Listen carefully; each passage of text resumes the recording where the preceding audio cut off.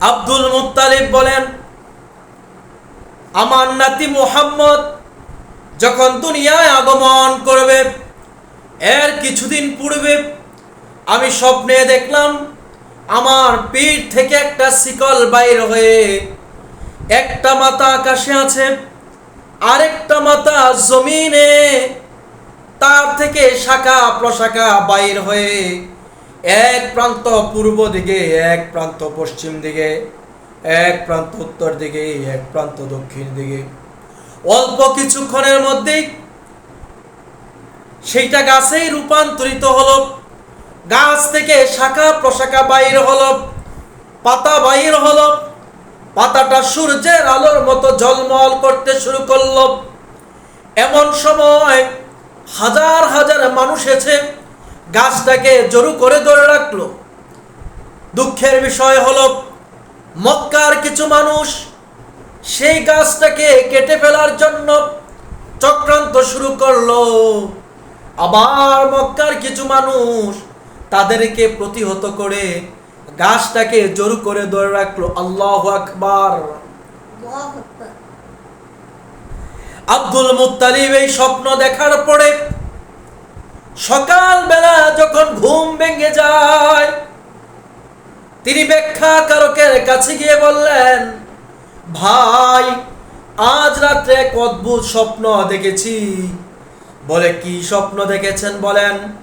বলেন, আমি দেখলাম আমার পিঠ থেকে একটা শিকল বাইর হয়ে আকাশে চলে গেছে, আর একটা মাথা জমিনে আছে, তার থেকে শাখা প্রশাখা বাইর হয়ে একটা শাখা পূর্ব প্রান্তে, একটা শাখা পশ্চিম প্রান্তে, আর একটা শাখা উত্তর প্রান্তে, আর একটা শাখা দক্ষিণ প্রান্তে।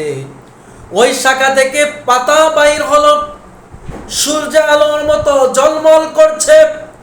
মানুষ সেই গাছের শাখা প্রশাখা গুলা জড়ো করে ধরে আছে, কিন্তু মক্কার কিছু মানুষ গাছটাকে কেটে ফেলার জন্য চক্রান্ত করছে। আবার মক্কার কিছু মানুষ তাদেরকে প্রতিহত করে গাছটাকে এইভাবে জড়ে আছে। আল্লাহু আকবার। ব্যাখ্যাকার ডেকে বলে, আব্দুল মুত্তালিব, তোমার কপাল বড় ভালো।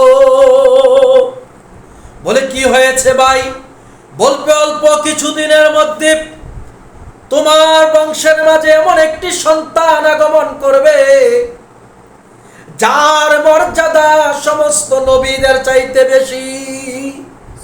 ও আব্দুল মুত্তালিব, তোমার বংশে এমন একটি সন্তান চিরে আগমন করবে যার সম্মান আকাশ পর্যন্ত হবে।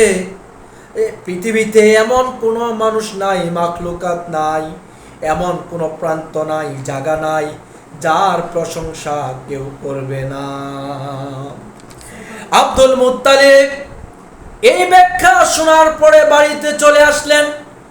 কিছুদিন পরে তার সন্তান আব্দুল্লাহ স্ত্রী আমেনার ঘর থেকে প্রসব হলো মুহাম্মদ নামের সন্তান। আল্লাহু আকবার।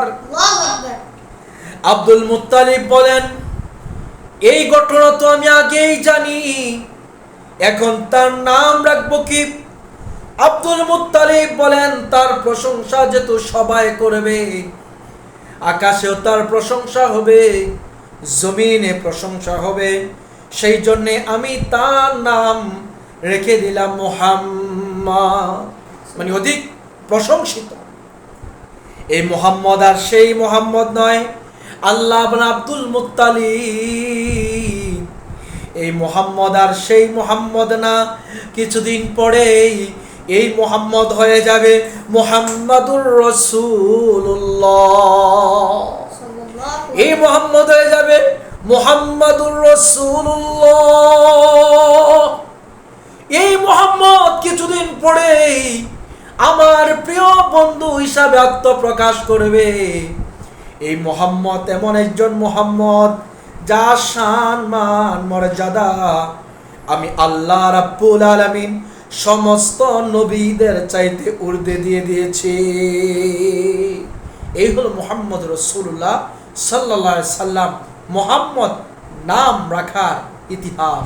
চিৎকার দিয়ে বলেন সুবহানাল্লাহ।